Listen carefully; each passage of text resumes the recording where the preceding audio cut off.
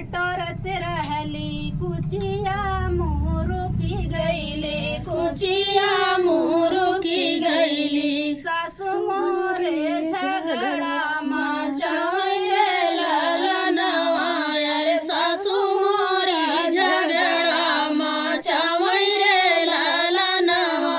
अरे अंगना बटोरत रहली कुचिया मोरू की गईली कुचिया मोरू की गईली सासू मोरी झगड़ा मचावै रे ललनवा